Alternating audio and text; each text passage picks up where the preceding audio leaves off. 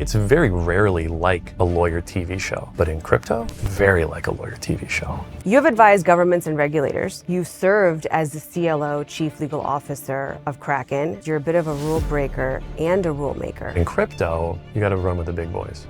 Impostor syndrome doesn't disappear at the top. It gets louder. My parents, they were whispering to me in the crib, Marco, you're going to be a lawyer. You're going to make $1,000 an hour. And I was super insecure about it. Should I be feeling this way? Or is this actually how everybody is feeling? I am in debt up to my eyeballs to go to law school. I'm just thrilled to have a job. There was a real tug on me to go be an entrepreneur. There's only so entrepreneurial you can get at a law firm before you're committing malpractice. He authored the white paper that set the standards for crypto. We took that stock and we 8x'd it on the first day. We tripped the NASDAQ circuit breaker 24 times on that day. I didn't really have an understanding of all the risks and impossibilities that would have been staring us in the face. I got a call from the SEC saying, we're going to sue you. They were trying to annihilate me publicly. But as CEO, the buck stops with you. If you have a vision and the company doesn't execute on the vision, let's get into it. Marco Santori, welcome to the show. Very excited for having me. Of course, very excited to have you. As a lawyer, you've helped shape an entirely new language in money that most people couldn't even fathom decades ago. You're known as the Dean of Digital Currency Lawyers. You've advised regulators, helped shape the legal narrative around crypto. You've served as the CLO, Chief Legal Officer of Kraken, which, for those who don't know, is a major global cryptocurrency exchange valued at, according to public records, $15 billion. And today, you're the CEO of Solmate, which is a digital asset treasury company focused on Solana. Let me boast about you, because I know you won't. You have successfully raised several hundred millions of dollars for this new venture. If you will, in one sentence, tell me, how did you know that you were the most qualified person for this position? Oh, I absolutely didn't. And I might argue that I'm not, quite frankly. So there's your sentence. However, you've consistently held very high-profile C-suite level executive positions, which we're going to get into. Why is it that the CEO role holds so much weight for you? Honestly, the buck stops with the CEO, right? And so if you live your life in a way that gets you to a place where you can be a CEO, that's already the case. Right? You already live your life as though the buck stops with you. You manage large teams.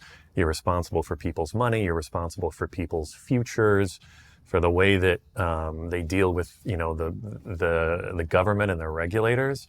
You're already living that life. It's just a question of scale. Yeah. That's really it. So it's not like a big difference between being, between holding yourself to a high standard in your day-to-day and any other role as you hold yourself to the same standard as a CEO. Would you feel, though, being CEO is maybe a bit more empowering, gives you a bit more responsibility, so it makes you show up in a different way?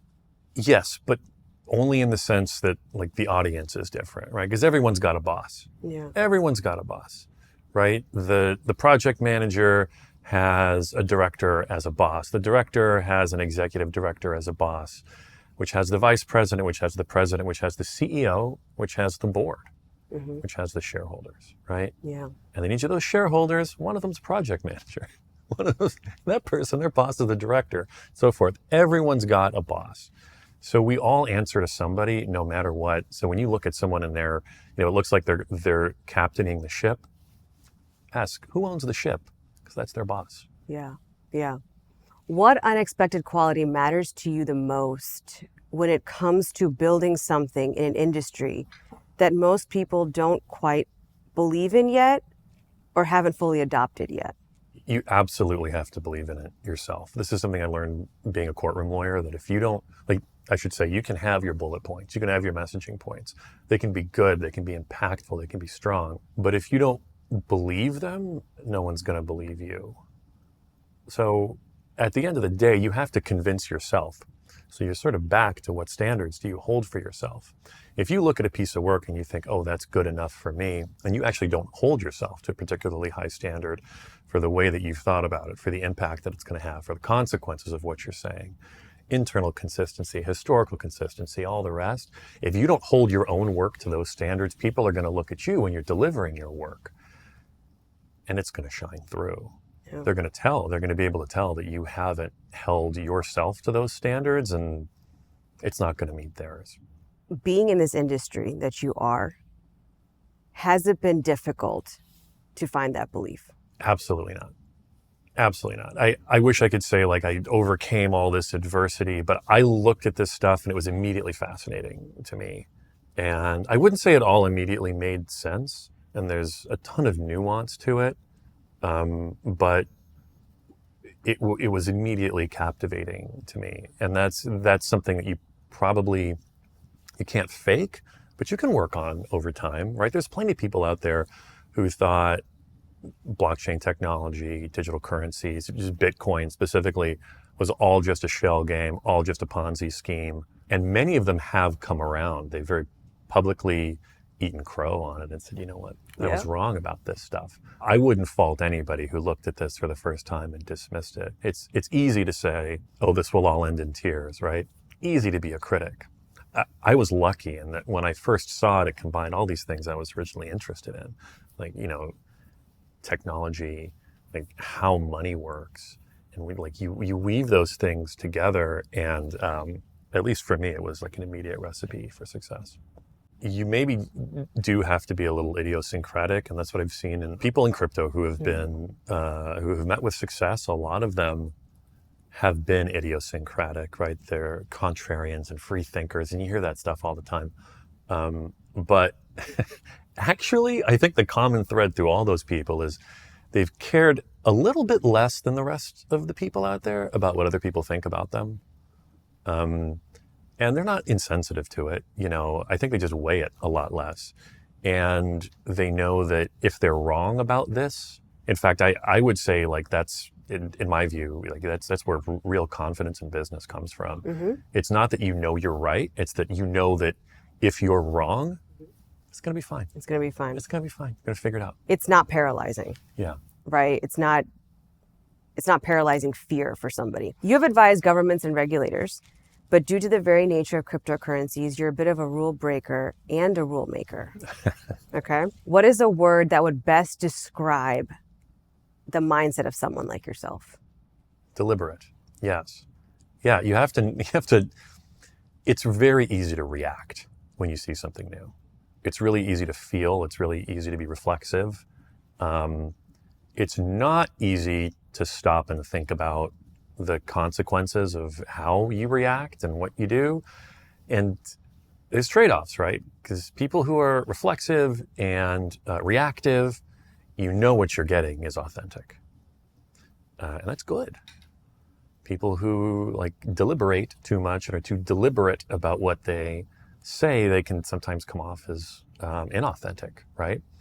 But I always thought that stakes were very high with this stuff. When I saw Bitcoin for the first time, I was struck by how it actually can change the world. Mm-hmm. And if you're going to strive to be someone who can take responsibility for that, you gotta know the score. Like, you have to know what's going on around you, and you have to know the impact of the things that you say. That's been a struggle, I think.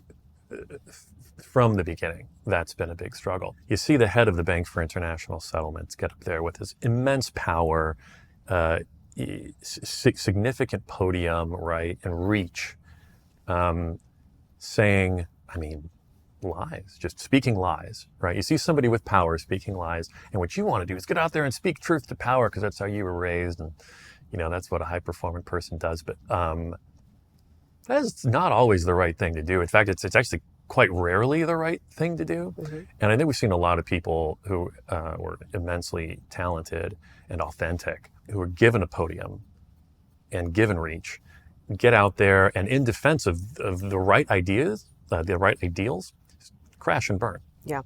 Because they were not deliberate about what they were doing.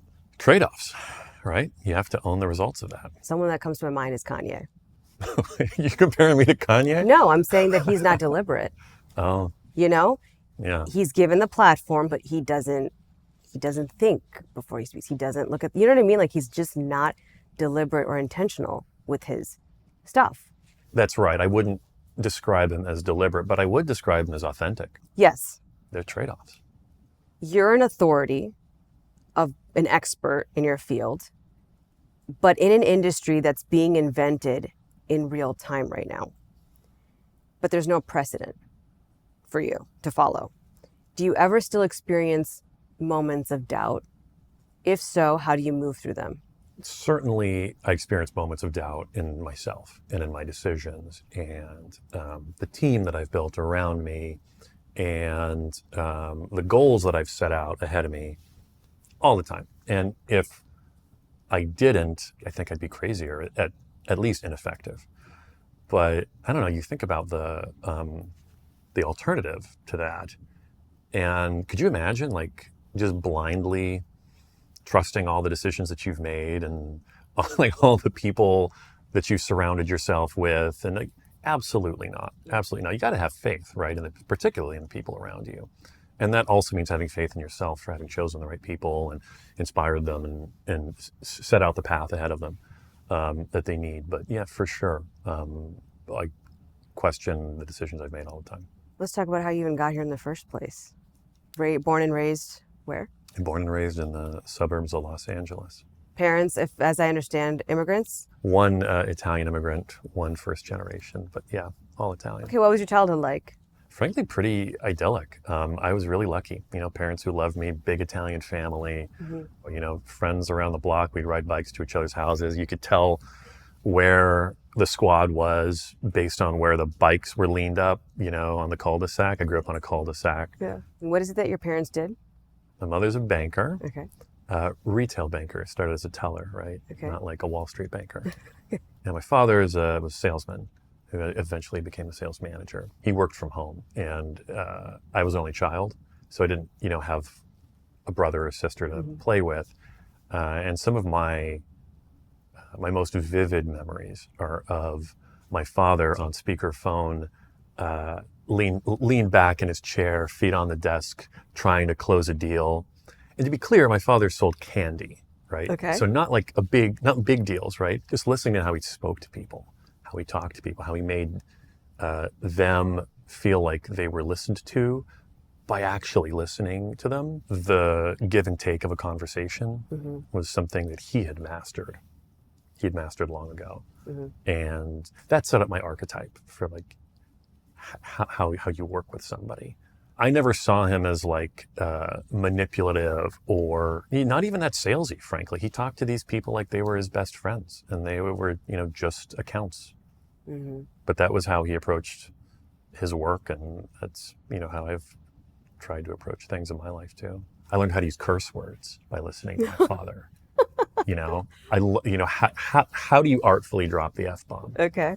I learned from listening to my father. And, you know, they weren't wealthy, but they weren't poor either. You know, there were times where we struggled financially, and for sure that shaped, you know, an interest in the future about finance and how that whole world works. But, you know, they scratched and clawed to send me to private school, which was really important to me. Public schools are not famously good in LA. We did struggle with money occasionally, and that left a big impact on me, and it left me thinking about the nature of the thing. What is this that I read about them whispering in your ear when you were in the crib about being a lawyer, making $1,000 in an hour? Yeah, that's right. Well, told you, like, there were times when we struggled financially, and one of the things that was very important to them, and it's important to a lot of immigrant families, is that instill good financial education in your kids, and you teach them the power of the dollar and the value of the dollar. But for some reason, they wanted me to be a lawyer, and I don't know why or where that came from.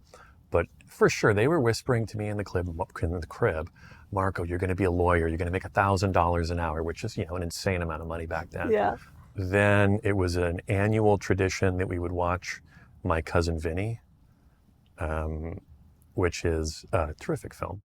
I've seen it, but for those who haven't. Yeah, for those who haven't, it's about an Italian-American lawyer who learns, you know, comes from who doesn't come from like a noble background, child of immigrants, big family, and is trying to be the first one of his family to make it big and to make it good. Now, as a lawyer, looking back on that, it's one of the best portrayals of being a litigator, of being a courtroom lawyer, which I, of course, ended up being. Yep. Not just because it's entertaining and it's just a fantastic film, because it's actually highly accurate. It's technically speaking accurate. They introduce all the right rules of evidence. The objections are the correct objections, and it's a little theatrical. But I had to watch it every year as a tradition, every summer, and it was drilled into me. I didn't have a choice. How did you feel about your destiny being mapped out for you? It seems as though this was a strong push on, you're going to be a lawyer. As you got older, I'm assuming this got stronger. They were really good at pushing it on me. Okay? So were mine. I never felt pressured to be a lawyer. It was simply what was to occur. You know? I know what you mean. And I never felt weird about it. It was never any pressure on me. So no, they were. You don't question it. Didn't question it. Because it wasn't portrayed or said to you in that manner. No, and when I said, I don't know, maybe I'll go into sales, there was no objection. There was nothing like that. They had already set it up from the crib, they knew. Give it time, Marco. For sure, they knew those wheels were in motion. Yeah. Was there anything that you were really good at or that was on your radar growing up in terms of interest or hobbies that you thought, oh, I could do this for a career? I always liked building things, and I still enjoy woodworking. And Really? I'm just an atrocious welder, but I'm trying. And I always enjoyed working with my hands. When we were kids on the cul-de-sac back in California, we would modify our bikes. Mm-hmm. You'd strap an Etch-a-Sketch to the front, and then all of a sudden it was a jet cockpit. I liked building things with my hands when I was young. We would build a fort in this empty field behind the house. We'd take hammer and nails and build Little Rascals type fort and tree houses and stuff. Okay. And we would literally ride our bikes around the neighborhood picking up things that people had thrown away. People threw away a piece of plywood. Oh my God, that was the find of the century. Yeah. Because that was going to be a wall. We just found a wall for our treehouse. And being able to take things from all these little places and put them together according to your vision was just a dream for me as a kid growing up. And I get that same thrill now when I look at an acquisition target for the company. I think, quite a find. You can't escape the things that you did when you were younger. It's not necessarily biological, but I think that has a lot of effect on you. I agree. I totally agree. Okay, we know you're going to be a lawyer. You know you're going to be a lawyer, okay? Was there any person that you looked up to that was very comfortable in their own skin without any regard of what people thought of them or perceived of them? No, I always viewed, especially growing up, I was not one of these. I was not that person growing up. I was not the person who didn't care about what everybody else thought of them. My high school was very cliquey, and if you talk to the wrong person, they'd look at you sideways, what are you doing talking to me? Or other people would look at you sideways thinking, why are you letting this person talk to you? It was highly regimented when I went to school. I always viewed people as these giant balls of insecurity, frankly. And I thought that's mostly how people make decisions, especially growing up as kids. That's all I was. You're way ahead of me. I didn't even know what insecurity was in high school. So yeah, for sure. And I just assumed that's how most people that was their decision-making process. Mm-hmm. Most people, is they were afraid of being embarrassed. I think, yes, I'm sure that still drives grown-ups and all that, but definitely growing up as a kid in suburban California. Yeah. Geez, just don't embarrass me. That was right. Yeah, that was the bottom line. Okay, so law school happens, parents' dreams come true. But you went to 2 different law schools. I did. What happened there?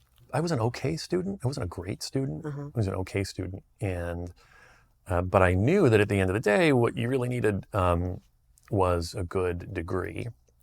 And so I went to the best school I could go to in law school, which was Cardozo. I actually really wanted to do intellectual property, and Cardozo is a good school for IP. What made you want to choose, at that moment, intellectual property?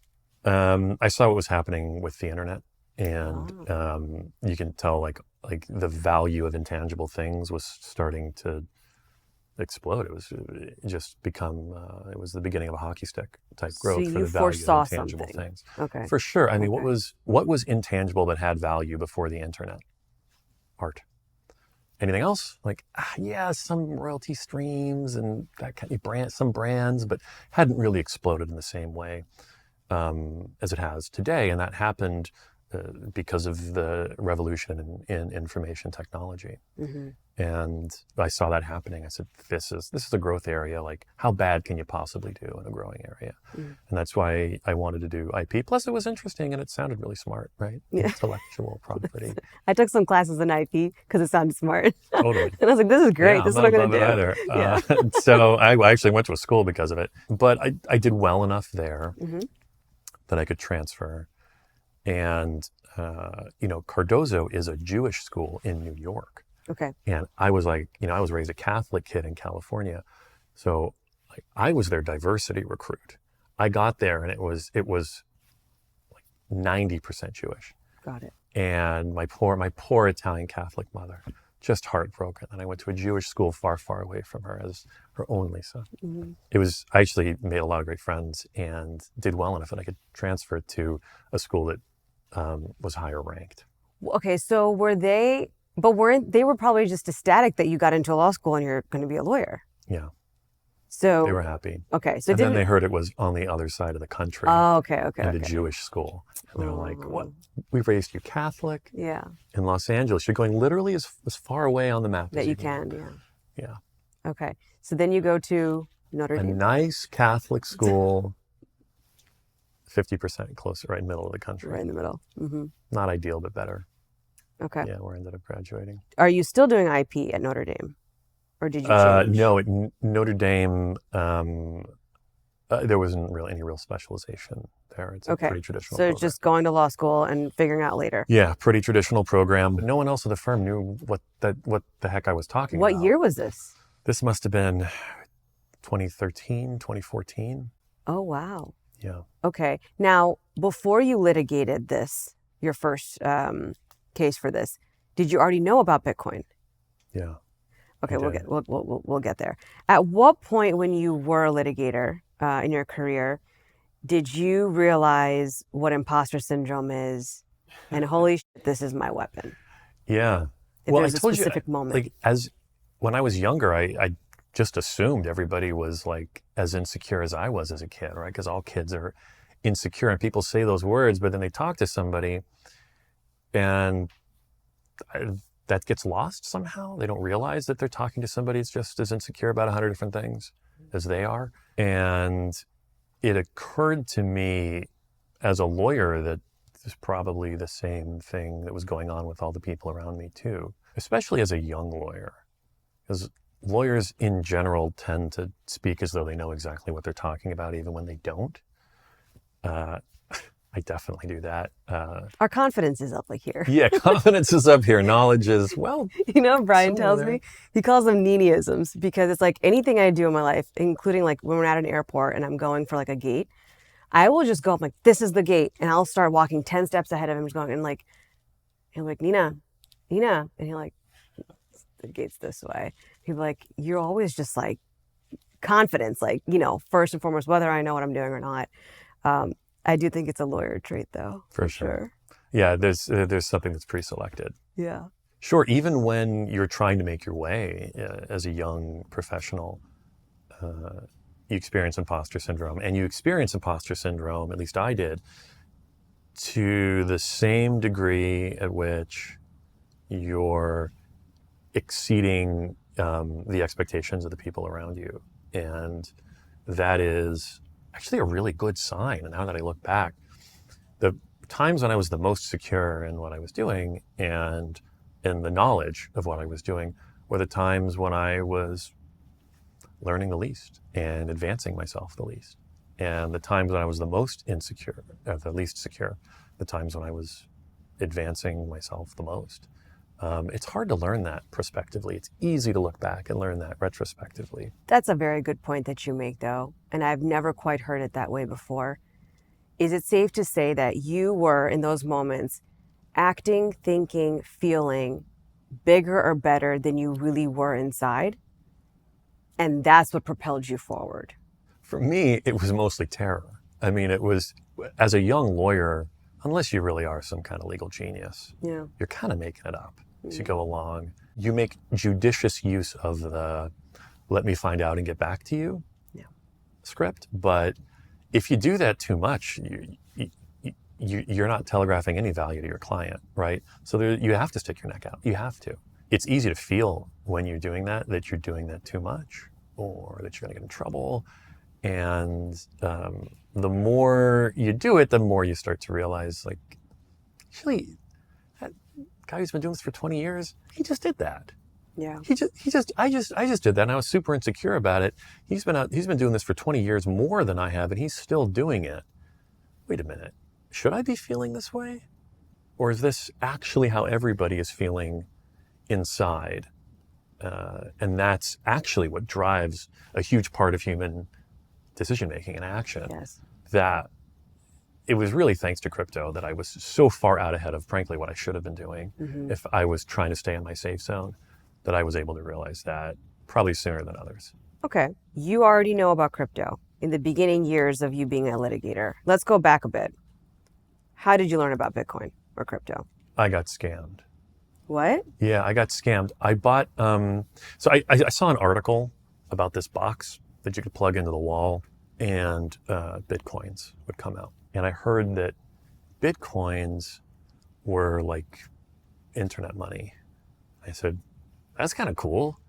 How much is this box? You know, sounds great. Like I should have a few of these boxes. So the box itself was not a scam. The box existed. It's called an ASIC miner, an application-specific integrated circuit. Okay. It's just a chip in a box that only does the one thing. It's application-specific. So I bought one. And it was a pre-order, so I knew I had to wait a little bit. You're a litigator at this point. Yeah. 2012. 12. Okay. 2012. So I've been litigating for a few years. I looked at this, I said, this is how I wish to get scammed today. Like this is a fantastic scam to be the victim of. And I did it knowing that it could be a scam, but it was actually from at that time what was a relatively reputable Bitcoin company. Okay. And I paid $600 for this box that was a pre-order, and I knew I had a few months until I got it. So I placed the order, and I started researching this thing that I bought. It was kind of fun. Like I bought this thing, let's see what it's all about. Okay. And I went to bitcointalk.com, which was the only web forum for crypto, because there was no crypto. There was just Bitcoin back then. And they said, this is what Bitcoin mining is. This is how it works. I was fascinated. I was already a big fat nerd. Like I loved everything having to do with computers while not really being smart enough or good enough to be an engineer. Mm-hmm. So I started posting on bitcointalk.com, and I said, hi, it's very cringe. I said, hi, my name's Marco. I'm a lawyer. You can't, because under New York ethics rules, you can't post under a pseudonym. So I couldn't say my name was like Elite Cypherpunk 1337 or what. Like I had to say my name is Marco. You can still look them up. They're there. They're embarrassing. And they, hi, my name's Marco. I'm a lawyer. I want to learn more about Bitcoin. And they taught me about Bitcoin. And I mined my first Bitcoin in 2012. I spent so much money to do it, just mining it with my graphics card, because I was waiting for this box to come in the internet, from the internet. And months passed by and it never came. And at that point, things moved very fast in Bitcoin. And there were only, I don't know, less than 1,000 people in the world who were involved in this thing. And so word spread fast. And this company was one of the few companies that was in Bitcoin. And for the first, only, and last time in my entire life, 3 months in, I called up Butterfly Labs, which was the company I ordered the box from. Mm-hmm. And I said, I want my money back.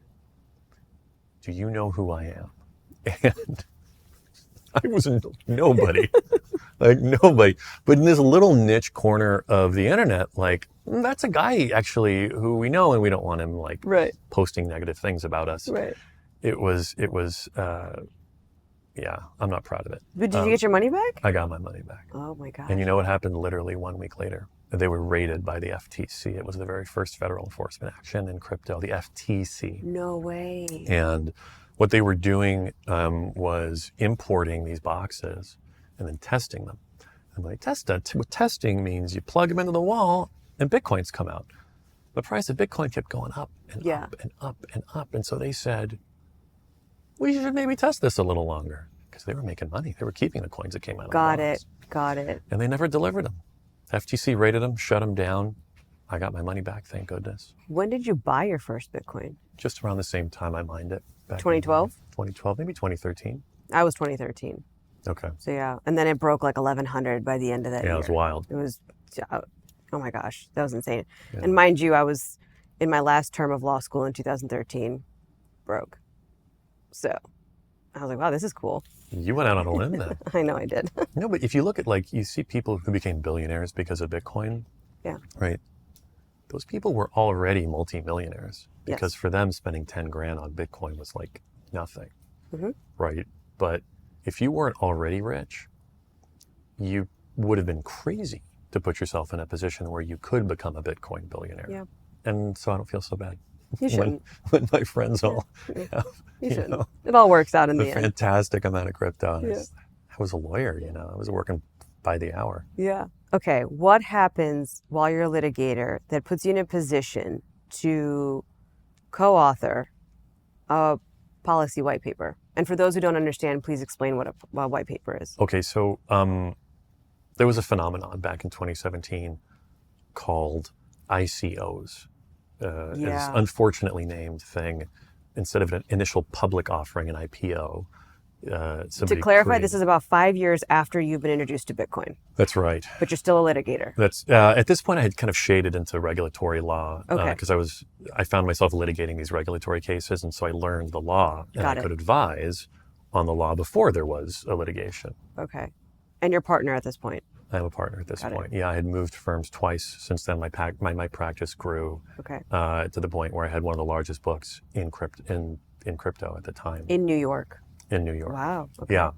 I had an 8-figure practice in New York, which I was the youngest partner in Pillsbury Winthrop history. Right? And it was just like unheard of. I figured when I was reading your stuff, I was like, he had to be very young when he was doing this. I was a kid, right? I was a kid. And my partners were looking at me like, I don't understand what he's doing. I know he's making money. It looks risky, but... Well, they're all older, right? They're all, especially Pillsbury Winthrop. Pillsbury is a relatively aged group of lawyers. Right. What about your, you don't have to go too deep in it, the impostor syndrome during this time, when you're young and you're a partner? Yeah. You've heard the expression, fake it till you make it. Absolutely. You can't do that when you're a lawyer. I agree with that too. That's called malpractice, right? Yep, I agree. So how do you expand your horizons? How do you do better than the partner you're learning from? Well, you got to find an area where the consequences for that aren't so bad. And when I got into crypto law, I wrote a series of articles actually titled Bitcoin Law, which is so anachronistic, right? When you look back, it's like that wasn't the most visionary title. Also not super catchy or creative. The amount of law on Bitcoin was maybe 3 pages worth, right? Yeah, it was nothing. And so there was a lot of first principles analysis going on. And the law, the attorney ethics rules, all permit that. In fact, they encourage it. And so it was really just this perfect storm where you could know very little about the outcome of the advice that you're giving your client and still be the best in the business. I mean, where do you find that? It's unheard of. And so this is now, over a decade ago. There was no Genius Act. There was no market structure regulation. There was a little bit of guidance from the US Treasury. And we had to reason on the basis of that and advise people on the basis of that. And that leveled out the playing field considerably, because there was no 20 years of history that the next guy knows about. There was no precedent. Don't know about. Very little precedent. Yeah. And that was very empowering for a young lawyer, to the point where it kind of got me thinking about all these other guys who've been doing it for 20 years. They were the ones that were limited. Like, they were the ones who were penned in, not me. And like, that was a cold water moment, right? Where you realize, oh my God, I can be more flexible. I can be more aggressive. I can drive more value for my clients and be more risk tolerant than the typical lawyer, because right now, that's all that matters. It's not like how accurate, how much fidelity you have to the precedent. It's how good of a case you can make. Yeah. And it also is a place where a lawyer can be allowed to shine, the actual lawyering, because it's not the facts that win. It's not the law that wins. It's your characterization of them, and it's the way that you express them to people.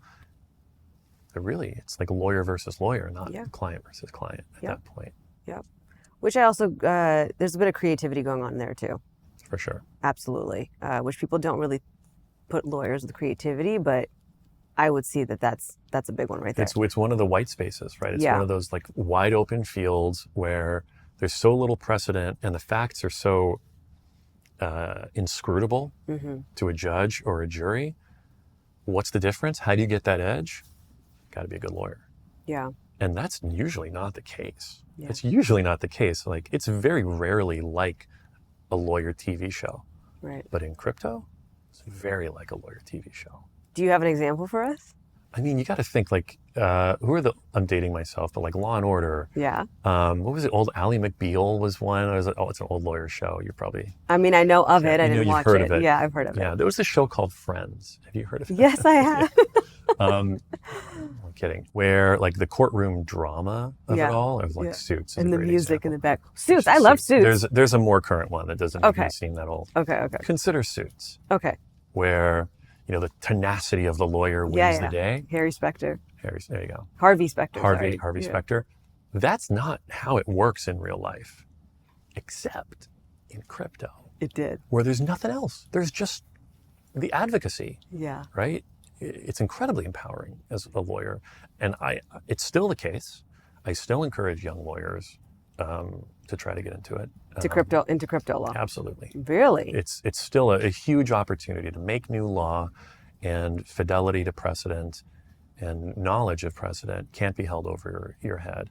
I mean, as a lawyer, there's so many times when more experienced lawyers will talk about how, do you remember back when we were doing all the Sarbanes-Oxley implementation, and they'll kind of like subtly brag about how they've been doing this for a long time. It's like, Sarbanes-Oxley? Yeah. How long have you been practicing? That's crazy. And you feel really small, But in crypto, that's flipped. I can say like, I didn't lose a dime in Mt. Gox. What about you? And they're like, what? What is Mt. Gox? What is that? That's a good perspective, though, that it's still something that you would encourage people to come into. Wow. Okay. I mean, it's not just lawyers. It's also folks who are interested in finance and running companies. Because the thing is, most people are scared of it because they don't understand it. They don't take the time to understand it. You're flipping that and saying, no, this is the area you want to be in. 100%. And those are the kinds of areas you should seek out. Yeah. You have to have a good head about you. You have to have a good sense of risk and a good nose for risk. Foresight. I also think foresight. Yeah. Right? You go back and think about, I always use this, the email, the internet, when you had cash, but then they turned into credit cards, and now the credit cards on your cell phone. Anyone who has been ahead of it and jumped on those bandwagons has been very successful. And if you missed out the opportunity, you missed out. It is what it is. While you're a litigator and partner, 5-6 years after you learn about Bitcoin, you co-author a white paper. Can you tell us a little bit about that? It was the SAFT project framework white paper. What is a white paper for those who don't understand? A white paper is like a thinky, conceptual engineering piece. Software developers will write white papers. Engineers will write white papers. Most of my clients were engineers. They were software engineers. They were building new blockchain protocols. And I should say every one of them who built a new one wrote a white paper about their blockchain protocol. Then they'd write pink papers and blue papers and kind of play on that phrase white paper because it's so wonky. But to showcase that I was thinking like an engineer, like a builder, I called it a white paper. What it really was a proposal mixed with an instruction manual for other lawyers to get started. This is what it did. If you create a new blockchain-based protocol, and that blockchain-based protocol incorporates a token, something like a Bitcoin that you can buy and sell and move around and hold in a wallet and all the rest, what people had started doing was selling those things to the public. Like Satoshi, when he created Bitcoin, He didn't create a whole bunch of the Bitcoins for himself and hold them and then sell them out into the market to get rich. His coins actually, or her coins, still sit there. They haven't moved. But for Ethereum, for Solana, for all these other blockchains that have come about after Bitcoin, most of those people wrote white papers explaining to the world what the protocol was, and then they pre-created a bunch of the coins, let people mine them over time, but they also kept, billions of dollars worth for themselves. How do you trade those coins once you've created them? How do you trade them for dollars? What's the transaction that you use that protects you and is fair to the buyer commercially and is also compliant with laws and regulations that haven't really been super explicit over the last few years? Well, what most people were doing was just saying, send me money and I'll send you coins. That obviously doesn't have any protections built in, investor protections, consumer protections. And so what I wrote and I wrote with a bunch of other lawyers and some technologists was a proposal for something called the Simple Agreement for Future Tokens. It was a play on the SAFE, Simple Agreement for Future Equity, where we said, look, here's one way to do it in a way that we think is compliant with at least the spirit of the law, protects the sellers, protects the buyers, and is just generally more fair than selling these things like Snickers bars. In a lot of ways, it was a massive success. It became an absolute standard in the industry. Everybody was using it. In other ways, it's just a disaster because we said specifically in there, do not use this. Really? You said specifically, this is a first attempt, but we were very PR minded. Yeah. And so, we did podcasts, we did interviews. I was on CNN and MSNBC. And all of a sudden, clients of other lawyers were out there saying, hey, should we use a SAFT for this? And those lawyers were saying, what are you talking about? And you can imagine, competitors are, I guess I should say, lawyers are a competitive bunch. Very. They didn't like hearing that. In fact, there was this whole cabal of other lawyers who reacted so poorly to that they wrote a competing white paper, which was really well named. I mean, I got to hand it to them. It's really, really well named. It says, not so fast for the SAFT, right? My white paper was the SAFT. Their white paper was not so fast, which is like the height of creativity for lawyers. I know you probably think it's cheesy. The height of creativity. I think that's genius. It's savage. I think it was so cutting. I read that. I was, Did you read the paper? Cutting. I did. Okay. Thoughts? And it was a hit piece. I don't think it was very well written. I'm still bitter about it. Okay. I'll think about it at night. I hate those lawyers who wrote it. No, I don't hate them, but I feel that way. Yeah. It still pisses me off. Yeah. I'm still petty about it. And that was roughly 8 years ago. So all the things that still. Do you know any of them? No, not anymore. Met any of them? Yeah. Oh no, I knew them very well. Oh, it was a very small community of lawyers. Oh my God. A very small community of lawyers. And they published it. So they invited me to, this was so savage. They invited me to a panel discussion at Cardozo Law School, 2-3 weeks after we published the SAFT white paper. But before they published theirs. They invited me before they published it. Right? This is how catty lawyers can be, right? They invited me before they wrote it. Sorry, I should say after they wrote it, before they published it. Yeah. Then they published it the day before I was to join them in this panel discussion. And then they absolutely, it was like a firing squad. They absolutely, I don't even know the right verb for this, but they were trying to annihilate me publicly. Wow. And I'd like to think I held my own, being the only litigator among them. Of course. But it was super uncomfortable. And it bred enmity between these lawyers and the folks and me and my co-authors to this day. Wow.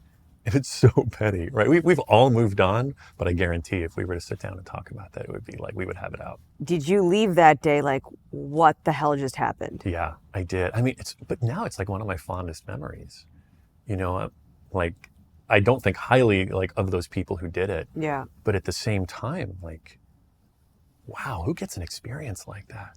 to be like publicly sandbagged among like all the people that you know Yeah. and respect. Like who has that opportunity to test their own mettle, to demonstrate to themselves and the people that they respect, right, that they can hold their own like that. Everybody in the audience knew it was happening. And it was probably the height of entertainment for them too. But honestly, for them to calculate this and plan this in such a way, I guess it's a very lawyer thing to do. Well, you have to understand, these people are also deeply financially invested in the things that I called illegal in my white paper. So in the white paper, I said, look, these ICO things that are going on, probably illegal. But more than illegal, they're actually kind of predatory. Like they're really bad for the people who are buying these tokens. And the people, the lawyers who wrote the Not So Fast paper were actually very, like, they were like financially aligned with those people who did these ICOs. I see. So there was a motive there. A lot of them were their clients, and there's probably another motive of like not wanting not wanting their clients to be asking them like, why don't, like, you got to get smart on the SAFT. Why aren't we using a SAFT? Yeah. And they're sitting there and they're seeing all the problems with the SAFT, which had a lot of problems. But you said that. You wrote that. If you said don't use the thing, right? This is like the first swing at it, and we welcome the discourse and all that. We had a website. That's why we called it the SAFT Project, right? So, I mean, it was just masterful the way they executed it. I gotta hand it to them. And we tried to talk it out after, but we couldn't really talk it out. We were all so upset at each other. And nobody uses like SAFTs or does ICOs anymore. Right. Like, yeah. It's not even a thing anymore. It's like ancient history. Are they also in New York? It's all over, yeah. But the event happened in New York. And I wish there was some video of that. If there's anybody watching this, like this interview, if anyone has and you can dig up video yes. of this, I would love to see did I do well? Like, did I look like a dummy or? No, you probably did great. I don't know. Yeah, you did. You probably performed very well with all the confidence you had. I'm sure you did. Thank you. I'm sure you did. Thank you. 100%. It was such a moment in time. I mostly remember being kind of bewildered, and this was like naivete on my part, being bewildered that if they had like genuine intellectual opposition to what I proposed, like on policy grounds, or like, actually they thought ICOs are more egalitarian than a SAFT, which I think they actually were. I remember thinking, why do these guys call me to talk about it? Like, I'd love to talk about this stuff. We literally said in the white paper, we want to foster discourse in this question. And I didn't get any of that. They just wrote this thing in secret, and went out and like got support from other lawyers in secret, right? It's interesting the game that was played around that. I thought they did very well, right? The SAFT is really no longer. I would say people still use the framework. I think the SAFT lives on in many ways, and really nobody does those ICOs anymore. But I was naive in that I didn't realize how much financial entrenchment there really was going on, and how I was, you heard of that book, Who Moved My Cheese? It's like one of these like business books. I was like moving their cheese, like I was attacking these people's meal ticket. Yeah. And whether they were right about the ICOs and SAFTs, or I was wrong about ICOs and SAFTs, actually none of that even really mattered. What matters is that these guys were like had a whole practice based on this stuff, and they didn't like seeing some upstart kid writing a paper that called them all criminals. Yeah, they almost like were trying to punk you out. I think they did a good job, frankly. It was hugely formative, formative experience. Okay, what'd you learn from that moment? Incentives are so powerful. Yeah. They knew that, these ICOs that they were doing were no more compliant than law, in law, than these SAFTs that I was proposing. There was so little precedent. And the cases they cited, and this is really deep lawyer stuff, but the cases they cited in their Not So Fast paper were such poor precedent for what they were claiming, just super poor support for what they were claiming. You could tell, like, this was a stretch. These weren't deeply held beliefs in the correctness or incorrectness of the law. These were like we gotta say something Yeah. moments. Yeah. An ICO is an initial coin offering.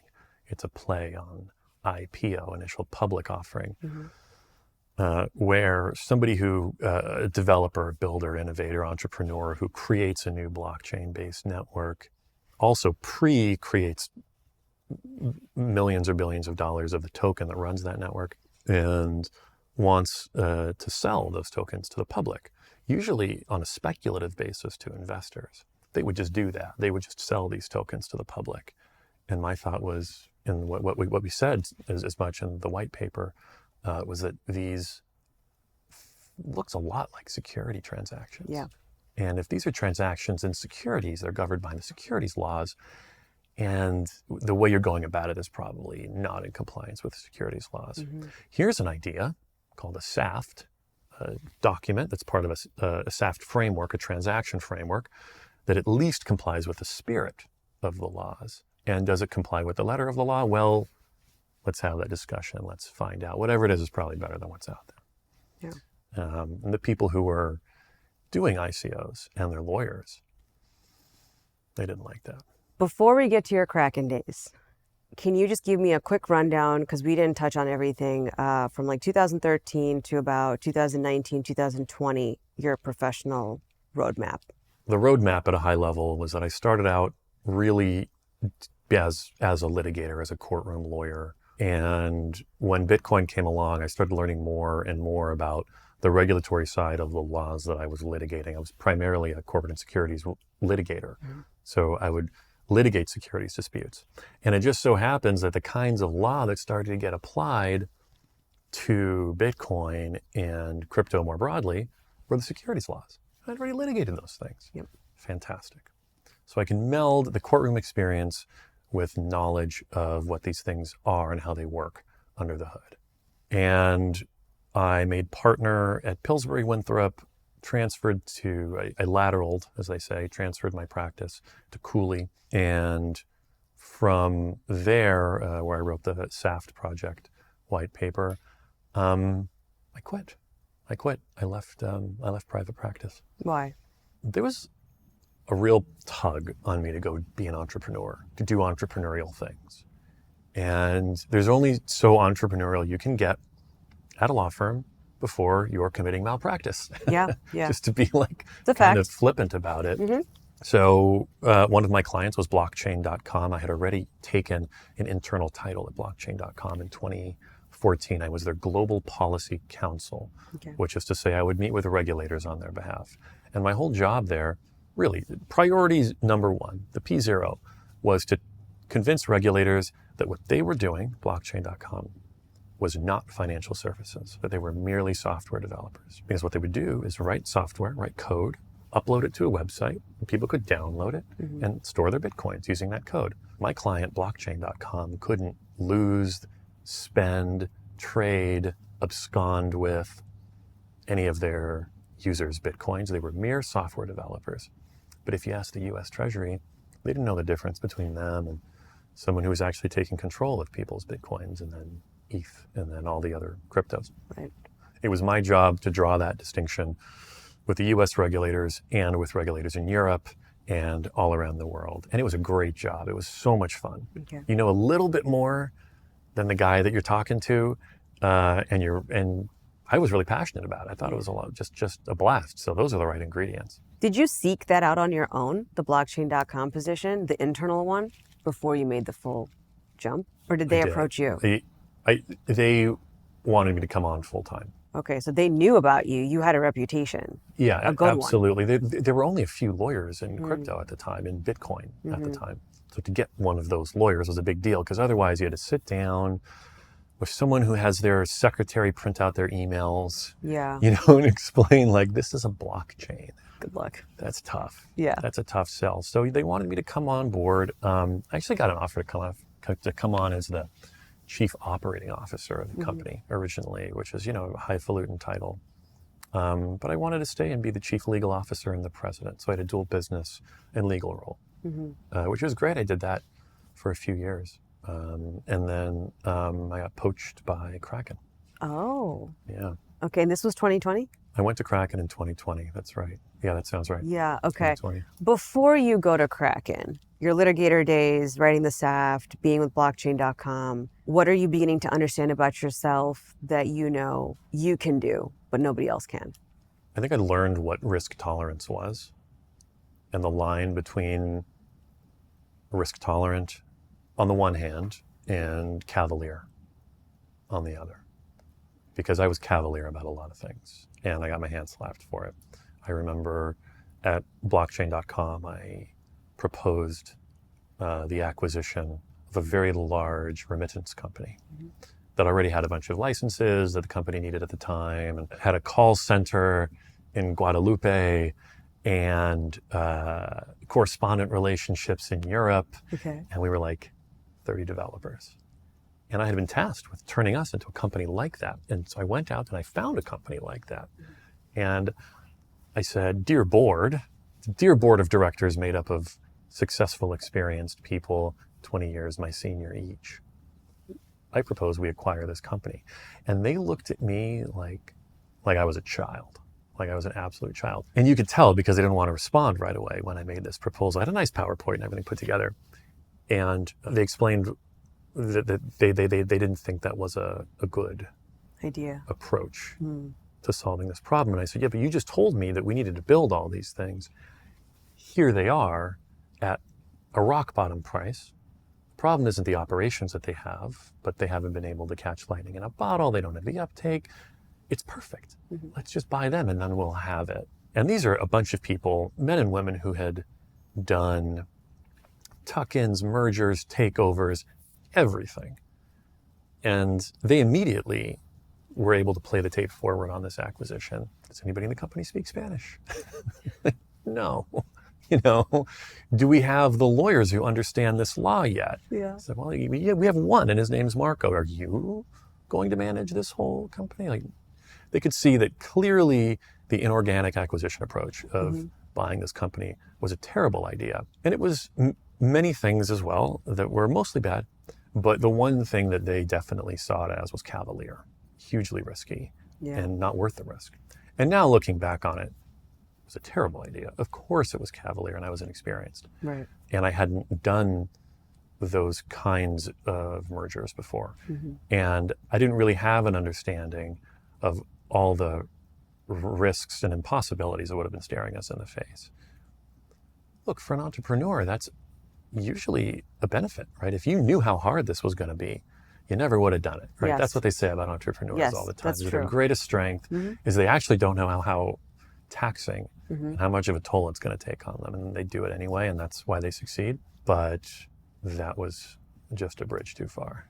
2020, you get poached by Kraken. Would you say that your time at Kraken is a huge marker of external success? Kraken gave me so many opportunities to be proud of what I'd done. I mean, just unprecedented, certainly in my life. Yep. We accomplished so much. We went from having 4 lawyers to having 78 lawyers.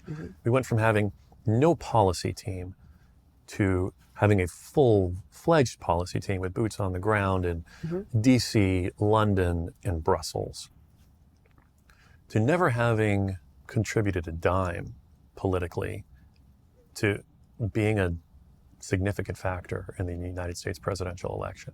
I mean, you look back on that legacy and I'm super proud of it. And I'm proud of the people that were around me and I'm proud of what we achieved together. And I never would have had that opportunity if it wasn't for Jesse and Dave and the rest of the team there. I'm just so grateful. I have 3 note cards full of all the things that you have credit for from other people for what you did at Kraken. You spare me that and just tell me, I don't want to read them, your top accomplishments at Kraken that you're the most proud of. By far, it's building the team. That's what real leadership is. And until then, had you asked me, what I've done in terms of leadership, I would have named things like thought leadership. I said, well, I've written some papers. Yeah. And I do some press interviews. And I get people to think the same way that I think about some very specific things. But at Kraken, I learned that leadership is recruiting and growing and retaining a high-performing team. So you can do a lot on your own. With additional people, your stretch, your abilities, your leverage doesn't grow linearly, it grows exponentially. Yes. And it's such a hard thing to do. It's just a lot of like early mornings and late nights and talking to people about their career progression and why they didn't get a big enough bonus. Yeah. And why this engineer doesn't respect them. And why does this business guy keep going around my back and won't take my legal advice? And all of that. It's tough. Because you're dealing with people. Yeah. People are complicated. People are complex. I think to be a good leader, you need to be able to learn to read people very well. You have to know what makes each person tick on your team. And that's not to be, that's like a good thing. That's a good quality. You have to know like, hey, maybe a pay raise motivates this person, but this person's more motivated by having more time with their family. Totally. And that's not easy to do when you're also CLO, you were a chief legal officer. You have other things to do too. You have your own job and your own tasks to attend to. It's like your mind has to be split in two at all times. Totally. I was lucky in that I was doing it for Kraken, right? If I was hiring for Dunder Mifflin, right? If I was hiring for a paper company, right, I'd have to work so much harder. But the fact that Kraken was so mission driven and we held our mission in such high regard, honestly, that was like a crutch for me. I could lean on that whenever things were tough. I always knew that at minimum, what we were doing was important. Right. And it's something that drove people, that we were driving, economic freedom around the world. And people would wake up in the morning, get excited by that. And even if their boss was not like great to them that day, they would tolerate it. And I had employees who were like super senior, right? So like my lieutenants really, who would call me after some interaction with other people, and they would say, "Marco, why are you being adversarial today? Like, what is going on?" They would give me like cutting criticism, and they were right. I mean, look, in this world, if you give somebody cutting criticism and you're wrong, like, consequences are bad. Yes. And so the fact that they felt comfortable enough to come back and give that criticism to me was intensely rewarding and justifying and invigorating for me. You were okay with it? Loved it. Respect is a really important thing, especially at that level of lawyer, at that level in any corporation. If you're just a pushover, people know it. Yeah. And high performers rarely tolerate that. And they didn't tolerate it in their teams. They didn't tolerate it with me either. But that speaks to your leadership skills and qualities. It's really refreshing to hear somebody of your caliber saying, yeah, I welcomed it. And it was actually rewarding in some ways. It definitely wasn't the most fun No, part of the job. I wouldn't imagine so, yeah. The most fun part of the job was beating the SEC very publicly. That was the lawsuit, right? Yeah. You can tell me about that. Okay. We built a policy team. In the US, we call it lobbying. In the rest of the world, that's mostly a dirty word. Lobbying is illegal. Political contributions and the way that they happen in the US is illegal. But in the US, that's a sacred cornerstone of our democracy, is writing checks to politicians. And we built a team to do that. And there was a very important hearing coming up in Congress, a joint hearing, which is very rare, between the House Financial Services Committee and the House Agriculture Committee. They held a hearing together and they invited me to be a witness and testify and speak. And I prepared with my team. I rolled in sort of boggled and confused, and my team were, if you hire a high-powered law firm, they usually have a room, like a moot court room, in their office. And I came in to the first day of preparation for this testimony, to this office, to this room in the law firm office, and all my lieutenants were up there, up on a pedestal, a literal pedestal called a dais, or however you pronounce it. And it mirrors what it would look like if you're arguing an appellate case or the Supreme Court or in Congress. They prepared me for this testimony that I was going to give in front of Congress. And I came in soft and weak, and they reached into my skull, pulled all that out of me, jammed in all the right talking points, and drilled them into me for a 72-hour period with very little sleep before we actually went into the hearing. Oh, wow. I came out sharp. We were on point. Going in, were you scared into the real hearing? No. No. Going into prep, I was like super nervous. Okay. I was super nervous going into prep. And then going into the hearing, having come out of prep, it was like child's play. I mean, they prepared me so well. Again, like you say, like I mentioned, that leadership was like very important to me, and the team was so important to me because I recruited that team. Yeah. And because I worked really hard to recruit a high performing team, and I fought to get more salaries, more bonus and everything for them. They were there when I needed them to prepare me for this testimony. And so by the time I got to this testimony, I mean, the other guys were stuttering, they were getting caught off guard by questions, and it was a cakewalk. Wow. Now, I'm not saying I crushed it, right, but I wasn't nervous at all. I was very well prepared. And, you know, being a courtroom lawyer, trained as a courtroom lawyer, made this a little bit easier. Yeah. But I testified that we do need, and we do need still, new laws tailored specifically to investor and consumer protection for crypto companies in the crypto ecosystem. And in these new laws, the SEC, the Securities Exchange Commission, would have to give up a little bit of jurisdiction to other financial regulators in order to make this work. 24 hours later, to the hour, I got a call from the SEC saying, we're going to sue you. Can you imagine that? That's Soviet Russia stuff. Yeah. That's not US of A. That's not how we operate here. Right. It is how the prior administration operated. Right. We were used as a political football, no question. And I'd mostly kept myself out of it personally. This was the first time that I was really drawn into it personally. I was shocked. It undermined, this sounds dramatic, it actually undermined my faith in the American system. Yeah. And it was really the culmination of this belief that I still hold today, that the administrative state has way too much control over our day-to-day lives. And all of the protections that we've built into the Constitution have been circumvented by Congress exporting all that discretion to the agencies like the SEC. Yeah. It just so happened the SEC had a vindictive, highly political guy running it at the time. Yes. He had looked me in the eye in the past and said, I'm gonna sue you eventually. You'll see. I'm gonna find a way and I'm gonna sue you. Years before you even testified, probably. It was months. Months. Yeah. Well, I said this was like the fun part, right? Yeah. Because we won. Correct. Yeah. Because we beat them. I had so many lawyers coming to me like, it's a tough case, man.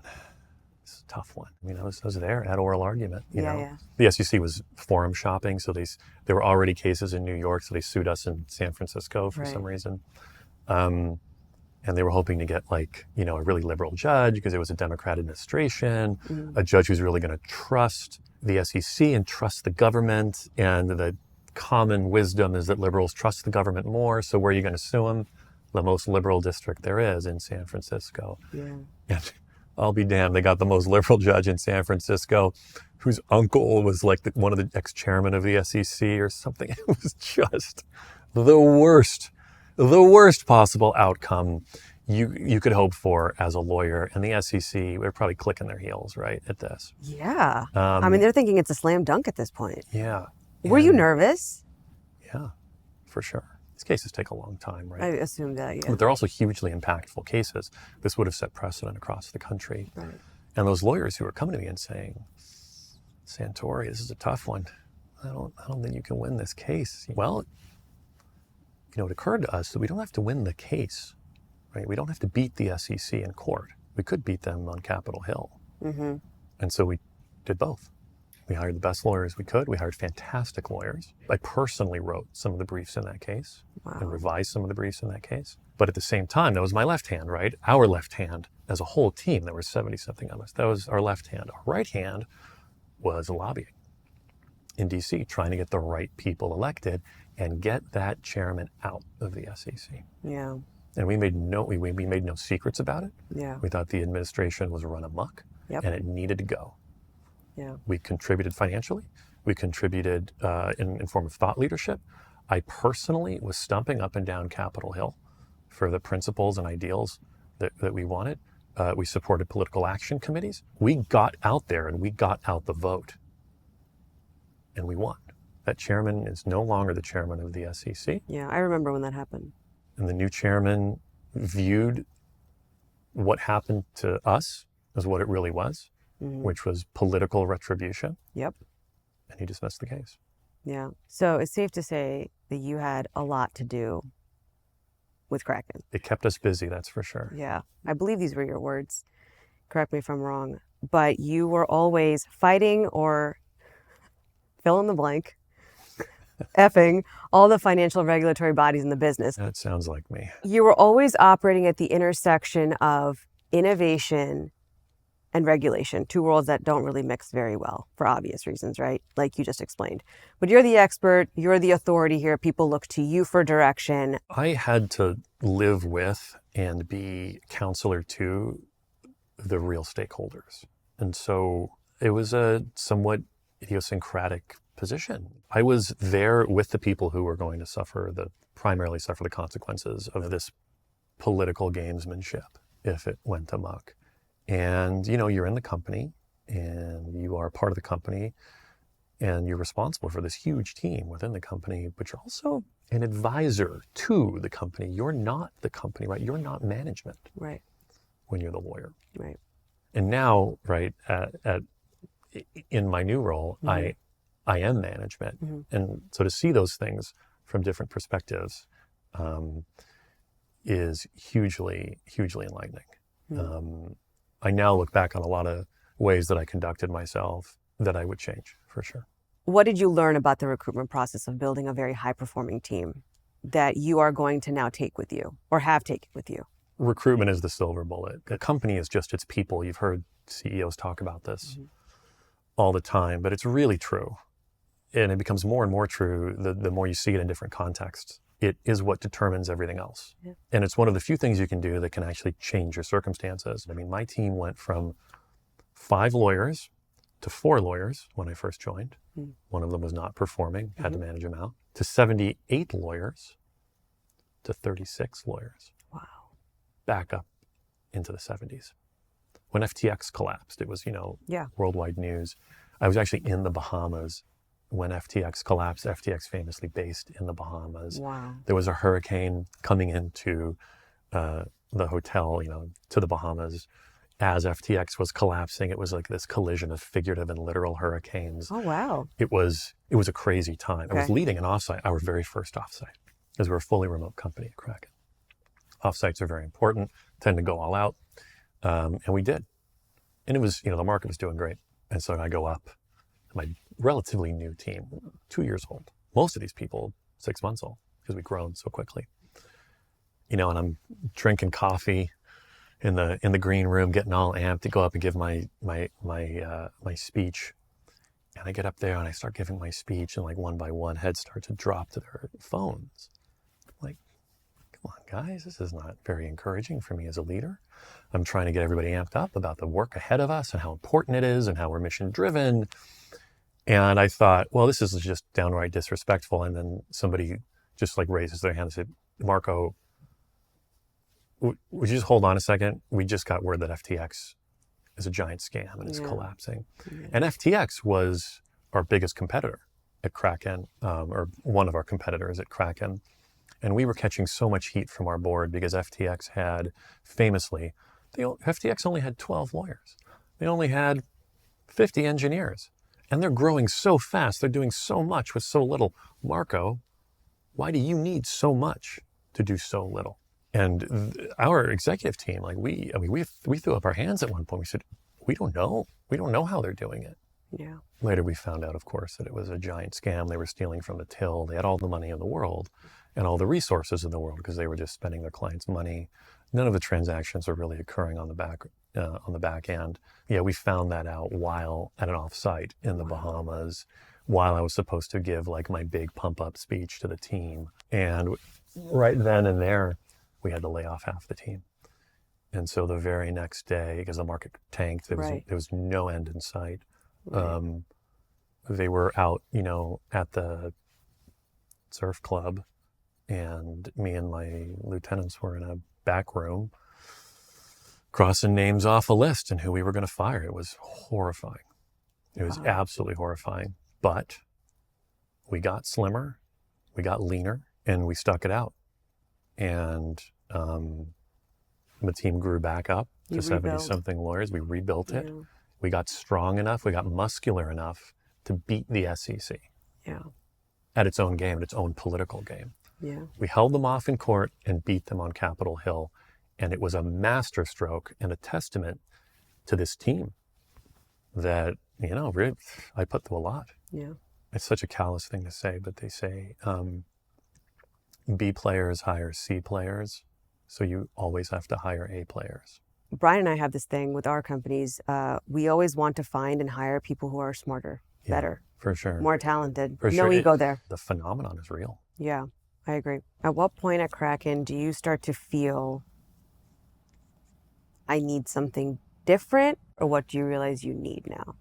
When we beat the SEC, it was a clear demonstration that we had built the machine that we needed to build. And now the machine just needed to be run and oiled and streamlined and optimized and downsized and upsized, when, all that stuff. And it was pretty clear that that work was done, and they could bring in somebody who's like really good at those things. And that's when we started looking for a successor. Did you feel like any point, though, that I don't want to do law anymore? There was never a point where I said, I am so sick of being a lawyer. Mm-hmm. Never. I loved being a lawyer.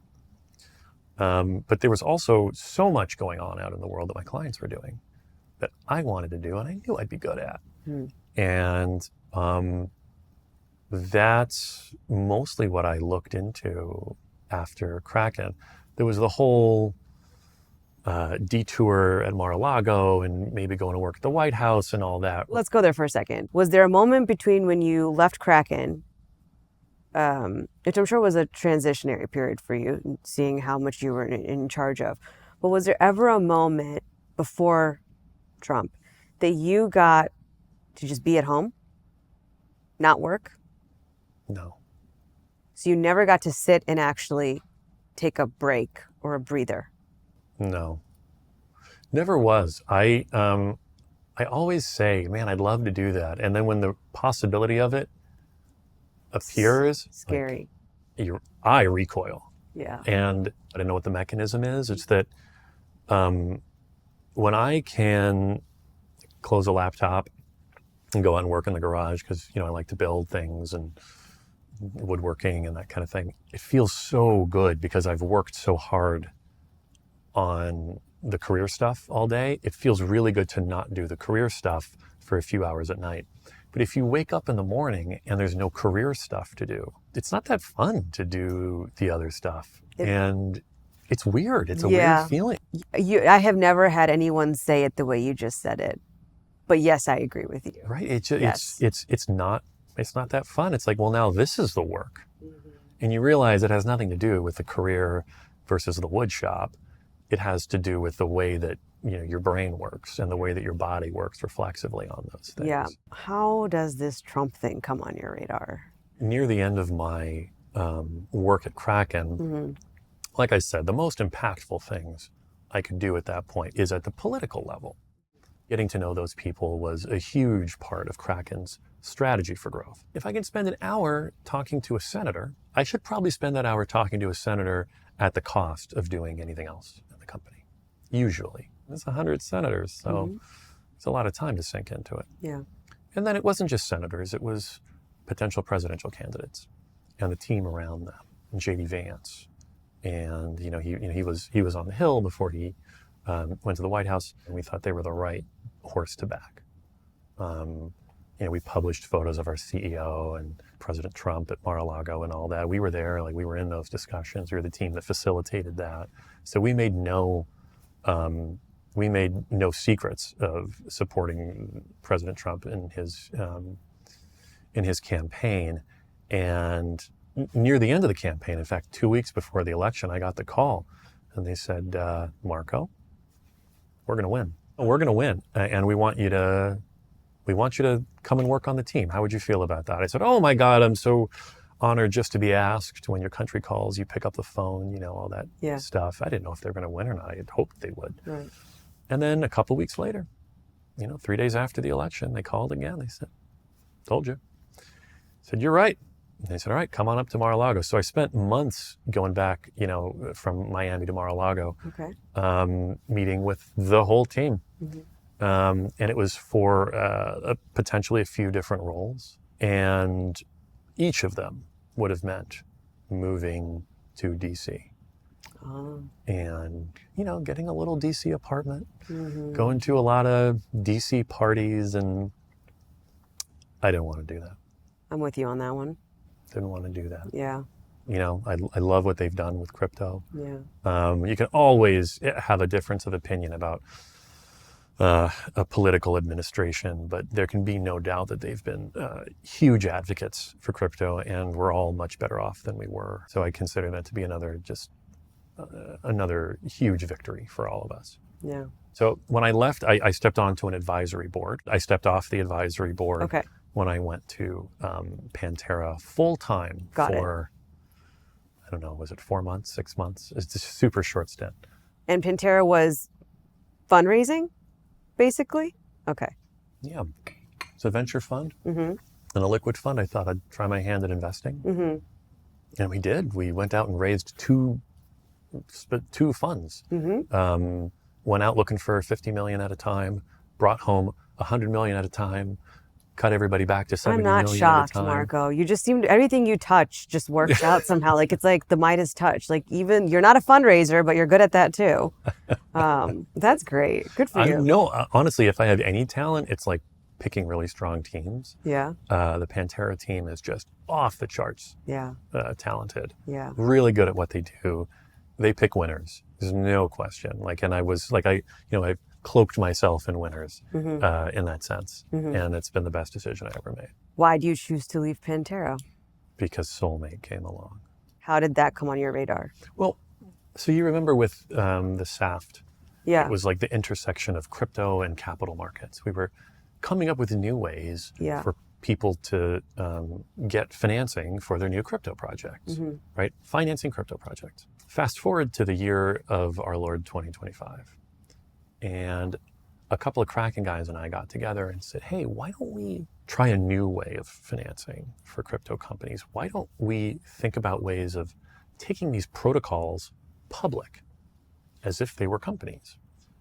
Doesn't make sense. Like, what is a crypto protocol? How could you take like TCP/IP or HTTP or whatever? Like, how could you take that thing public? And well, you can't. But what you can do is create a vehicle for those coins that those networks are based on. Create a treasury of those coins and take those public. Now, this is not a new idea. MicroStrategy had done it already. MicroStrategy did it with Bitcoin. Right. We were the first non-Bitcoin, the first altcoin treasury on the NASDAQ. And the company that we came up with was the DeFi Development Corporation. DFDV is the ticker. And my idea for it was that we would be MicroStrategy for everything else. We'll go to the Ethereum Foundation. We'll go to the Solana Foundation. We'll go to, 7 or 8 different protocols and buy their coins at a discount from them in exchange for putting them in this public company basket. Yeah. They would love it. And indeed, the idea caught on. But my founding team, though let me say that I was on the founding team, but not a founder, which is totally fair, because I didn't join full-time. I didn't end up joining full-time. They called me a founding director because our ideas of how to do that differed. Okay. I wanted to do a basket. I wanted to be MicroStrategy for everything else. Right. They said, Marco, that is cavalier. That's we're back there. Yeah, it's a little cavalier. That's ambitious. We would admire your entrepreneurial spirit. Backhanded compliment, of course. They said, let's just do it for Solana. And I said, Solana's great, but you really just want to tether your fortunes to this one coin? They said, yes. I said, well, then I can't be a part of it. It's not my vision. I was so wrong that instead of joining the DeFi Development Corporation, I went to work with Pantera, which is terrific. Pantera is a great firm, right? But instead of joining the DeFi Dev Corp and becoming a founder in the DeFi Dev Corp, I went to be a venture investor. And those guys made a lot of money. And, you know, I am regretful that I didn't make all that much money at the DeFi Dev Corp. But their idea was much simpler. They said, we're just going to do Sol. And their idea was the right idea. And I was so passionate about my idea that I didn't join them. I did not cloak myself in their genius. I should have. But it did have a silver lining. Okay. So at Pantera, I saw probably 80 more deals, 100 more deals maybe, that tried to copy DFDV because it was so successful. So on the one hand, DFDV was so successful, this company that we built. I shouldn't say we built, I didn't build it. I helped to ideate. I helped to raise the first financing that DFDV did. I was on the board. I helped them with introductions and all that stuff, but at a distance, right? Right. Those guys were in the trenches. They were working hard to build this thing, and I had that front row seat to help whenever I could. But it was so successful. We took over a public company via something like a reverse takeover in RTO, but we only raised $43 million to do it. Back then, it was a huge amount of money because there were no copycats yet. The trade hadn't caught on. But we took that stock and we 8x'd it in price on the first day. We tripped the NASDAQ circuit breaker 24 times on that day. We only traded for a few minutes because the trading was frozen. It was halted, as NASDAQ does when stocks move too quickly. 3 days later, we announced that we had bought our first tranche of Solana. We doubled the price again. A couple of weeks later, we announced a 7-for-1 stock split. We doubled the price again. The stock is still up 2,000%, at least it's somewhere around there. It's up an insane amount. When you create that much value at one time, it gets a lot of attention. And so now, well, I shouldn't say now, for the intervening 6 months, we started seeing treasury company after treasury company replicate the DFDV model to the point where you ask any investor, venture was basically dead because all of the money that was going to be in venture shifted to treasury companies, or as we branded them, DATs, DATs, digital asset treasuries. And I, for better or for worse, became synonymous with DATs, with treasury companies, because even though the team at DFDV was doing all the hard work, like I was so fanatical about this. I was the one on Twitter. I was the one at conferences. I was the one preaching the treasury gospel. And I'll be damned if that's not what I ended up doing. Again, you were the voice. You were the voice of it again. You became like an authority figure, just like you did before. I was an advocate for this stuff. An advocate for this stuff. Okay, so you're off in a distance, but you're still involved. You're still at Pantera, you leave? Yeah, well, the DFDV deal was the first deal I brought to Pantera. Okay. And my partners there had the vision to make a huge investment in DFDV. And they made a ton of money on it, rightfully so, for their LPs. And I was chuffed because it was the first deal that I was bringing into the firm. So they're like, hey, he's already paid, he's already paid the value of his salary. And so I saw deal after deal, and I looked back in the rearview mirror at how well the DFDV guys were doing. And to this day, they're still innovating. They're still killing it. I'm just a huge fanboy for those guys, even though I'm pretty sure the competition, right, with Solmate. I looked at what they were doing and how well they were doing it. And I saw all these other copycats come through Pantera looking for investment, coming to me for investment, coming to my partners for investment. And I could see the mistakes they were making because we already made them back at DFDV and figured out the solution and iterated and improved. I never thought I was going to be the CEO of a treasury company. I never thought I would get involved in another treasury company again. And then Solmate came along. I got the phone call for Solmate and I thought, this is different. This is special. This is worth it. So you're now the CEO of Solmate. I am. If you could explain to people who are not familiar with cryptocurrencies or treasury companies, why is it that you chose Solana over other digital assets? Solana is the perfect treasury asset. And the DFDV guys knew this early on. They had to convince me of it. You mentioned that, yeah. They had to convince me of it. And I'm, of course, now I've drank the Kool-Aid. I'm fully convinced of this, as convinced as I was about Bitcoin back in 2012. Solana, its native asset is SOL. It's the perfect treasury asset because it's a growth-oriented coin, right? It's going to be soon, I think, where Ethereum is today. It's going to grow faster and better than Ethereum. It has a lot of volume, unlike a lot of these, contenders for the crown, and it's highly volatile. Volatility is good for treasury companies who want to run the capital markets flywheel. Volatility drives volume, and we like seeing volume out there. So when the Solana Foundation got together with this group in the UAE called the Pulsar Group, Pulsar, Pulsar, they came up with this idea for a treasury company for the UAE, which seems kind of random, right? Why the UAE and not any other country?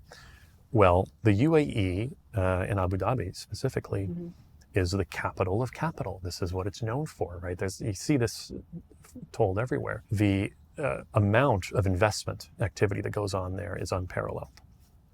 And at bottom, these treasury companies are capital accumulation machines, right? They suck up fiat currencies, and they spit out coins, crypto, at a rate faster than you can do it on your own as an individual investor.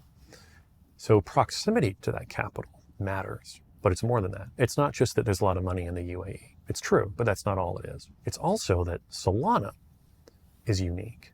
Solana, unlike Bitcoin that only can perform at, a handful of transactions per second, or Ethereum that has to rely on these centralized intermediaries to scale past a few transactions per second.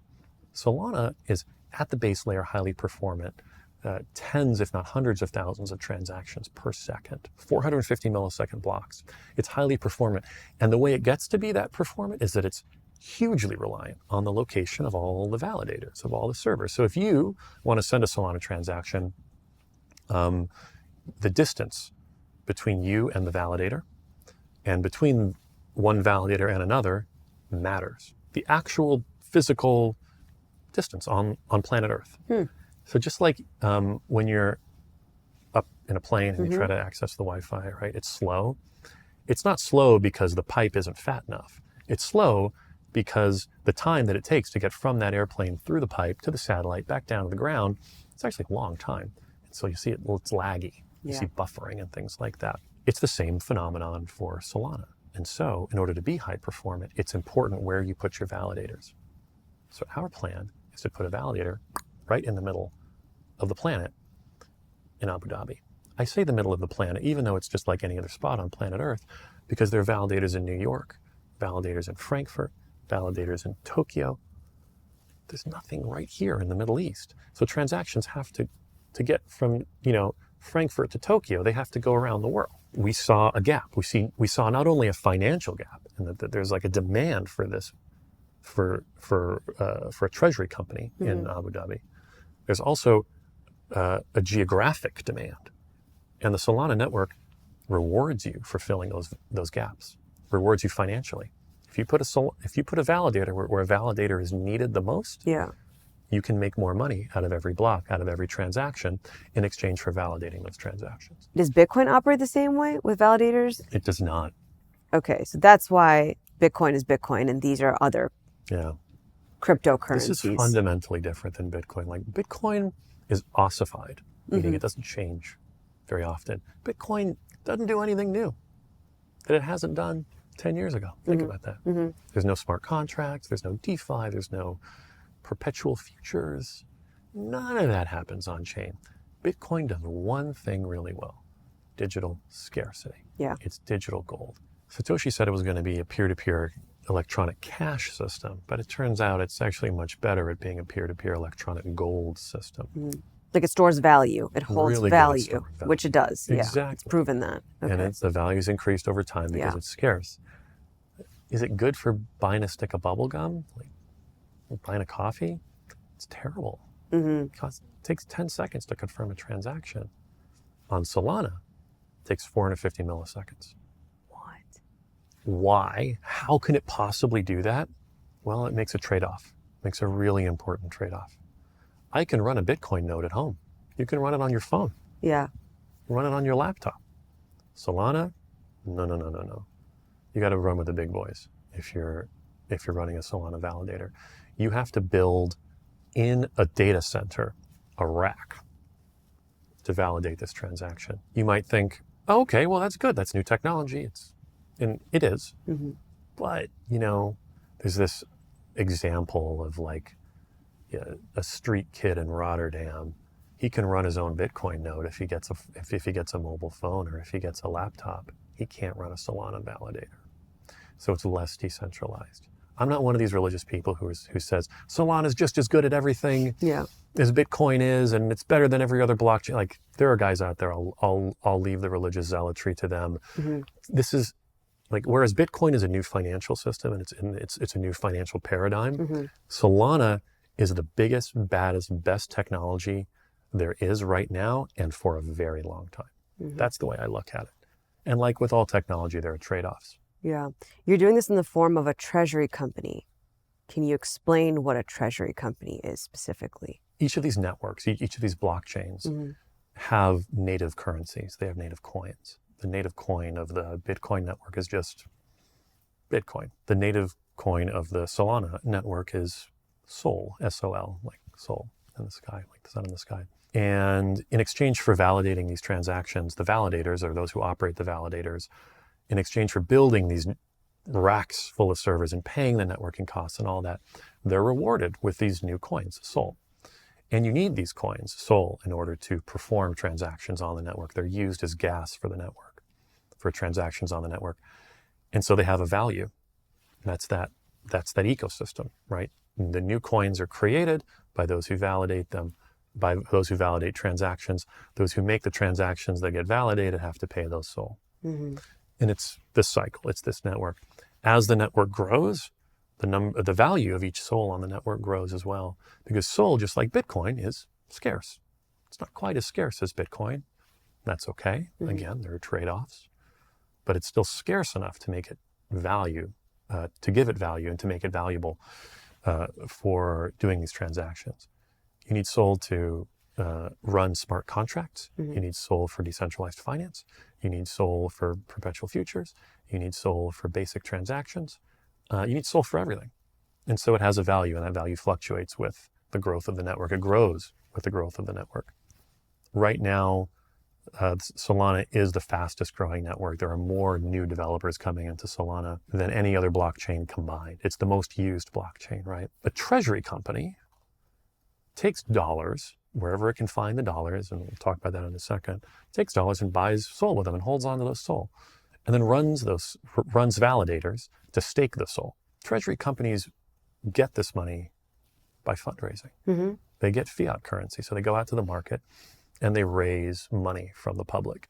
We, for example, raised $300 million in a private placement, in a private investment in public equity. Mm-hmm. And we took over this company called Brera and renamed it to Solmate, S-O-L-Mate. So we went up, we raised a bunch of money, and we said, we're going to not only raise money from you, but we're going to raise money from other people for the next 100 years. Mm-hmm. And we're going to take that money and buy up as much Sol as we can with that money. And then we're going to take that Sol and we're going to put it into these validators that we're building. And the way validation works is the more Sol you have on these validators, the more Sol you make by validating transactions. Okay. And it becomes this sort of snowball effect, where the bigger we are, the bigger we get. The bigger we are, the bigger we get. And the more money we can raise in absolute dollar terms. Mm.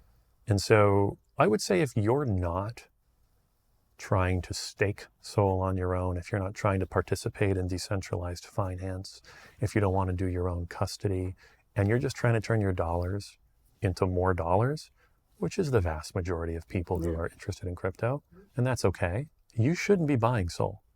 You should be buying a share in a company whose job it is to go out there and get more Sol for your dollars. So that's the difference between... That's what a treasury company is. Okay, so correct me if I'm wrong. The difference between a treasury company and owning Sol outright is that you get more for your... What you're buying. What you're buying. You get more Sol for your dollar. That's right. With the treasury company. Over time, you get more Sol for your dollar. Okay. At first, it's a little more expensive because you're paying for a management team. Mm-hmm. You're paying for specialized knowledge. You're paying for expertise in running validators and leveraging DeFi to generate yield on top of the coins that you have. All stuff that you could do on your own. Yeah. If you're smart and you're willing to take the risk, or you pay the professionals to do it. And we do it a little bit better than you do it, such that over time, you end up with more exposure to SOL in a treasury company had you bought that SOL yourself. Yeah. Whereas the crypto faithful, long-term investors out of the UAE, aren't really motivated by a 20% gain. In fact, a lot of the investors that we face in the UAE aren't even motivated by the profit at all. What they're motivated by is building local infrastructure in their country.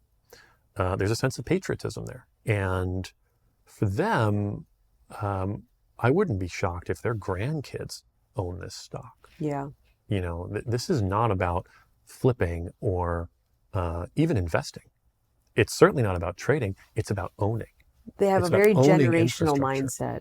Everything is about generational wealth and preservation. The UAE investors that we've worked with and that we've faced absolutely have a generational mindset. They're the kinds of people who will plant trees in the shade of which they know they will never sit. This is different than the way New York hedge funds invest. And that's one of the things that really drew me to Solmate. As a CEO, it's a big problem if there's fast money in my deal and there's fast money in my company. I'm with this thing for many years. I'm going to nurture it and I'm going to build it. And it's important that my investors are here with me for the long run. What is your long-term future vision for Solmate? I want to build a real infrastructure. I view Solmate as an infrastructure company, which might sound strange because a treasury is often thought of as the opposite of infrastructure. A treasury is just some passive economic vehicle, whereas infrastructure is this stuff that you can feel around you, right? It's the pipes that run underneath you. It's the freeways you drive on. That's infrastructure. But in the Solana network, those are one and the same thing. Unlike Bitcoin that requires you to do something called proof of work, you have to burn a lot of coal and use up a lot of electricity to mine Bitcoins. Solana's not like that. In Solana, you stake, meaning you put at risk the SOL that you have to validate transactions. So the more SOL that you have, the better you can validate those transactions and the more profitable you can be in validating those transactions. So when you take a step back and you look at the Solana ecosystem, you start to realize that those two things, that Solana treasury, that SOL treasury, and infrastructure for the Solana network, those validators that we're building, they really go hand in hand.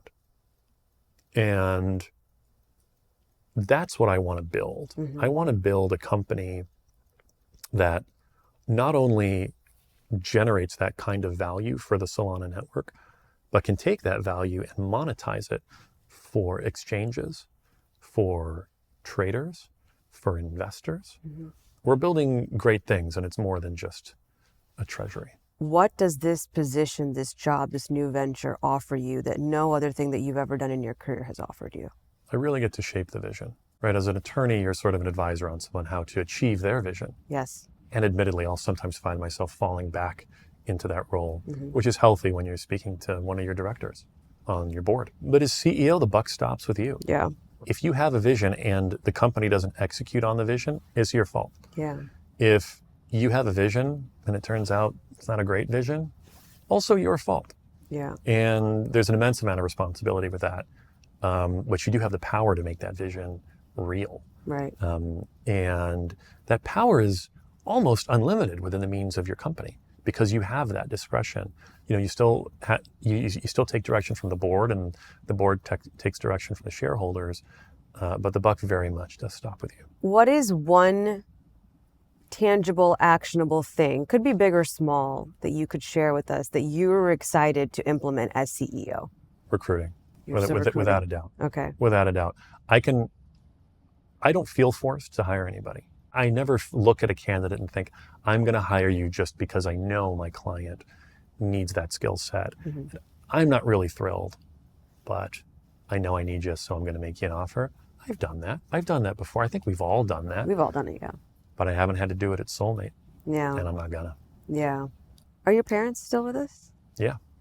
How do they feel about your new venture, CEO, Solmate? They're really happy for me. I don't believe they fully understand it. But I don't think realistically, not a lot of people do. Yeah. What we do is pretty niche. They're hugely supportive. And I told them 2 months ago, I said, I'm going to go out and I'm going to raise hundreds of millions of dollars and I'm going to make this thing work. And they've never heard that from me, right? Usually it's, I'm going to win this case. Right. Or I'm going to get her elected. Yeah. You know, or something like that. Ambitious sounding things. This is different. And I think they were really pleased to hear it. How has your relationship with your parents evolved since? You have to understand, Solmate has only existed for 40 days. Yeah, it's new. Roughly. Yeah. Breaking news, by the way. Breaking news. You heard it here first. Yeah. They love seeing Solmate on TV. They love seeing people in the national dress of the UAE talk about Solmate. I think that just blows them away. I mean, it blows me away too. It's just such a fantastic opportunity. But I know they like to see it. If you could send a message back to your 6-year-old self, what would it be? I wouldn't say a thing. Are you kidding? I mean, look at that. It's a fantastically successful company. Yeah. I get to do great interviews with important people. Like, what would I change? Come on. I wouldn't send a single message back to my 6-year-old self. Maybe something about the Ninja Turtles. Like, my favorite was Michelangelo, but really it probably What should have color been was he? Donatello. Red? He was orange. He was orange. What are you most proud of? It's the melding of like personal and professional.